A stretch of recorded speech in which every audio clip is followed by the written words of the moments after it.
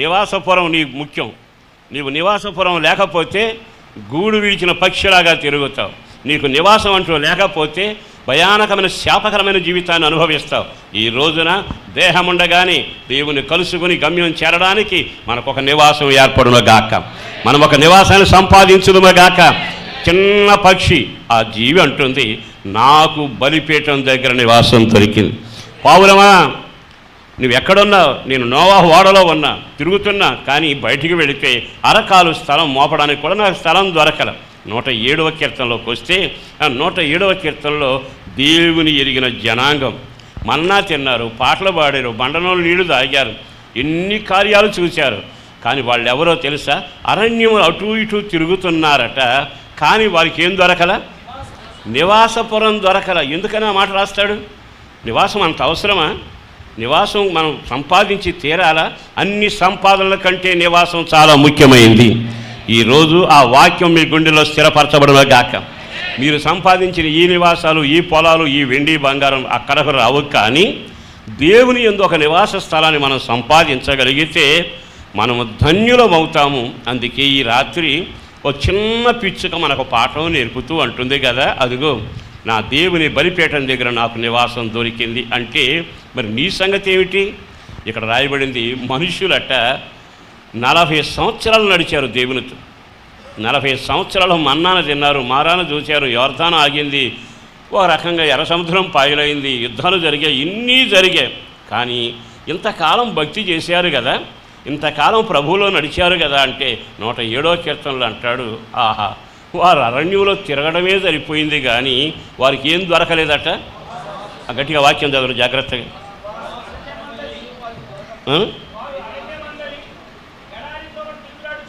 తిరుగులాడుచుండిరి, వారికి నివాసము దొరకలేదు. 142 4వ వాక్యం చదవండి.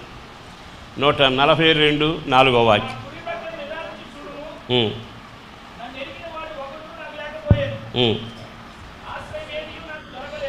ఆశ్రయమేదియు నాకు దొరకలేదు. ఈ మాటలు వరుసగా రాసుకోండి. 1 పావురానికి స్థలం దొరకల. 2వది ఎరిగి భక్తి చేసి దేవుని బిడ్డగా సాగిన వాళ్ళకి వారు ఎటు తిరిగిన నివాసపురం దొరకల. 102 ఎంతది 142లో ఏమి రాయబడింది? ఆశ్రయం ఏది నాకు దొరకల. డబ్బుంది, తెలివి ఉంది, అందరూ ఉన్నారు, కానీ నాకు ఆశ్రయదుర్గం ఏది దొరకల. మీకు ఇంకో మాట చెప్పను. ఆదికాండం 21వ అధ్యాయంలో హాగరు ఉంటుంది. హాగరు ఇల్లు వదిలిపెట్టి బయటికి వెళ్ళింది. బయటికి వెళ్ళి తిరిగితే ఎట్లా ఉందో తెలుసు? అక్కడ రాయబడినమాట, ఆమెకు అరణ్యంలో తిరగడమే కానీ ఏ ఆశ్రయము లేకపోయిందని చాలా తేటగా 14వ వాక్యాన్ని చదువుతారు. అక్కడ రాయబడిన చక్కని మాట. అబ్రహాము లేచి ఆహారమును నీళ్ల తిత్తిని తీసుకొని ఆ పిల్లవానితో కూడా హాగరునకు అప్పగించి ఆమె భుజము మీద వాటిని పెట్టి ఆమెకు పంపివేశాను. ఆమె వెళ్ళి బెయేర్షెబా అరణ్యంలో ఇటు అటు తిరుగుచుండెను. చాలండి, ఇటు అటు తిరుగుతుంది కానీ నివాసం దొరకల. ఈ రాత్రి మాటలు వింటున్న సహోదరులారా, వీళ్ళంతా అనామకులని కాదు. ఎందుకో దేవుడు అంటున్నాడు, మీరు నివాసపురాన్ని సంపాదించాలి. దేవుడే మీకు ఆశ్రయస్థానముగా ఉండాలి. పునాదుల పట్టణం మీద మీకు ఒక నివాసం ఉండాలి. పరలోక పట్టణంలో ఆయన సన్నిధిలో నివసించే ఒక గొప్ప భాగ్యం నీకు కలగాలి. వాళ్ళను చూస్తే పావురమే, కానీ స్థలం దొరకల. 142లో ఆశ్రయం దొరకల. 107లో నివాసపురం దొరకల. లేఖనాల్లో హాగరు నీడబుడ్డి పిల్లవాడిని ఆహారాన్ని నెత్తిన పెట్టుకు ఊరేగింది కానీ అరణ్యంలో తిరగడమే సరిపోయింది కానీ నివాసం దొరకల. కానీ పిచ్చుక లేచి అంటుంది, నాకు నివాసము అదిగో ఆయన బలిపీఠము దగ్గర మందిరములో నాకు నివాస స్థలము దొరికెను.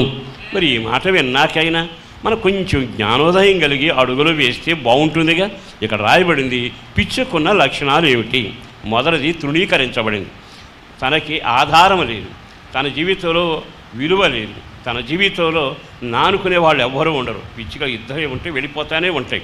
కానీ రెండో మాట మీతో చెప్పాలి, పిచ్చుకున్నట్టుగా మీరు ఈ లోకంలో హీనంగాను దిగజారినట్టుగాను వేదనకరమైన పరిస్థితుల్లో ఉన్న నా యేసు వైపు తిరగగలిగితే పిచ్చుకను కనికరించిన వాడే నిరాకరించబడిన నిన్ను, పాపంలో కూరుకుపోయిన నిన్ను, శాపభరితమైన నీ జీవితాన్ని మరలా సరిచేసి పిచ్చుకు చూపిన కృపే నా దేవుడు మీ అందరికీ చూపునుగాక. చేతులుపుతో ఒకసారి హల్లెలూయా చెబుదామా? హల్లెలూయా.